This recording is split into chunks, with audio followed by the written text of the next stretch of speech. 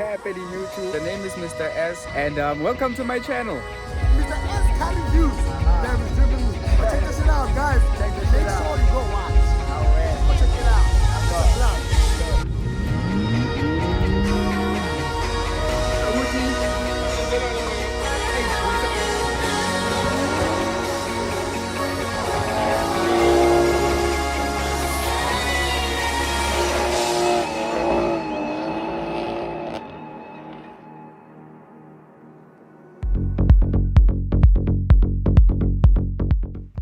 Okay, before we start with the review, let's talk about the story of this car. Obviously, when you buy a car from an auction, it usually doesn't come in the best condition, and this car was the one with the worst condition. From the description we got from the GoBid website, it was stated as a running car, but when we got there, we discovered it had a terrible misfire, and then we had to call the breakdown flatbed and deliver it to the workshop. The mechanics ran diagnostics and their final verdict was that the engine needs an overhaul. They did exactly that, which cost an arm and a leg, but within a week the car was on the road running. We decided to test drive it by driving it down to Mahikeng to attend a close friend's wedding. We arrived there in peace, everything proper, and we abused the car on the road, I don't want to lie, but we only started encountering problems with the gearbox on our way back. It was overheating. We made constant stops until we got back to Joburg. We just thank God that we did make it back to Joburg, and it had to go back to the workshop. On its way back, it was getting worse and worse, and when it got there, the final verdict on the gearbox issue was to get another gearbox, which also cost an arm and a leg. But we did manage to find a gearbox, and the car is now in good condition. Ladies and gentlemen, welcome to the Skit and Jump aka Junkyard Project review. Enjoy. If we ignore the minor body defects around the car, it's a reasonably good looking car, and in South Africa, it's the ladies' magnet. Yep, that's the truth. Ladies and gentlemen, this is the outside look of the car. You have your alloys, your GTI badgings, other badgings from the rear, and this is how it looks from the back. Sunroof available, very automatic and functional. It also closes, it has to. And let's just quickly jump on the inside.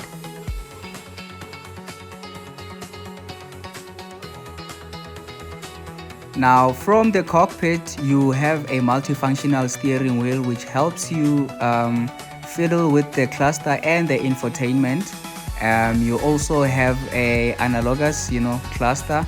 You have your light controls over there, automatic, right, headlight, the likes, that's where you lock your doors and control your windows from the driver's door panel.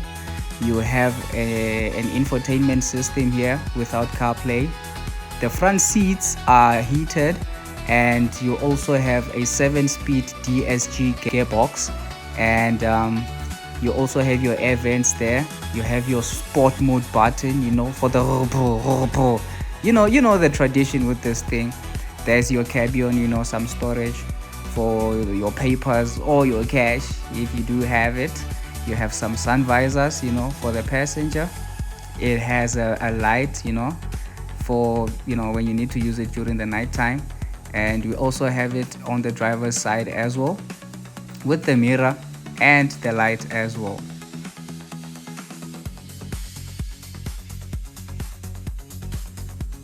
And you also have your panoramic sunroof there by the top.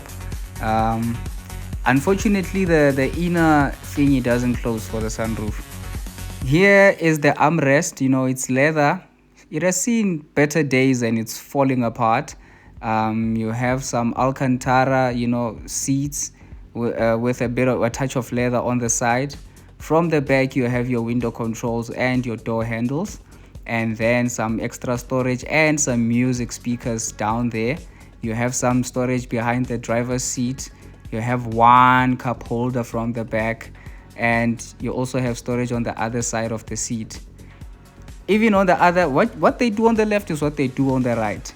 Now the roof lining is falling apart, yes, I know, but it's not the biggest issue right now. The headrest is very much reasonable, and yeah, I think that's it from the back. This is how the car looks from the middle seat, you know, while you're watching the cockpit. Now let's go check the boot space. It's a decent amount of boot space, you know. The top tray is also braking, and this, ladies and gentlemen, is your 1.8 liter petrol engine, you know, for the Polos. And yeah, this is basically how the bonnet looks like. Okay, alrighty guys, now let's go for a test drive, you know.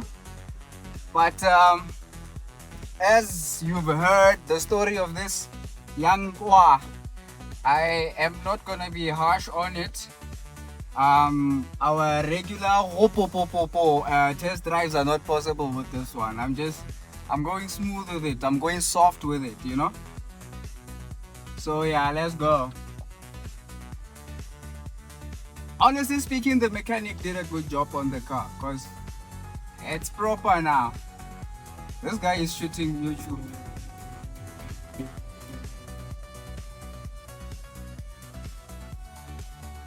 Yeah, he's shooting there. They don't want to disrupt him. Good stuff, eh? Actually, guys, I believe this road, this special road of ours, is where majority of people from my side come to shoot their stuff, because this road is always open, you know. You can do whatever you like. You can test however you want, and you can do all that without a hassle. Oh, the music has been playing. They're gonna flag my video. I hope it wasn't loud enough. Oh, I'm gonna be able to censor it out. But otherwise, guys, this is how it is. Just cruising in Joburg in a GoBid GTI, an auction GTI. And now we get to the good stuff, the cost of ownership. These cars are retailing between 200,000 to 250,000. And for the installment alone, you are expecting to pay around 4,200. And then the insurance ranges between 1,200 to 3,500. So the lowest installment you can pay for this car is 5,370, somewhere around there. And the highest installment you can pay is 7,700 rands. Now, if you're going to buy a 2015, 2016 car in 2026, you can't expect to find it under the manufacturer's warranty or service plan. So those are the ones that you take the initiative to go find an independent service provider for such, and also tailor it according to your budget. Now, if I were to give someone advice, I were to let them know that they should never make the mistake of purchasing a car without doing a full inspection with a professional.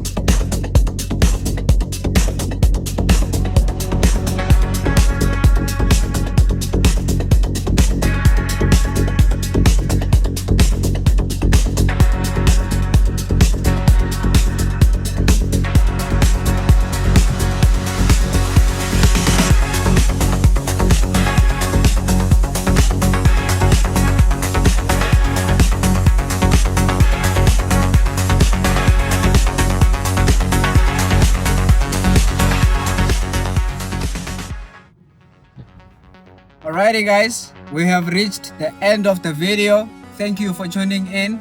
Don't forget to like, comment, share, And most importantly, subscribe. And yeah, let's see what's coming next.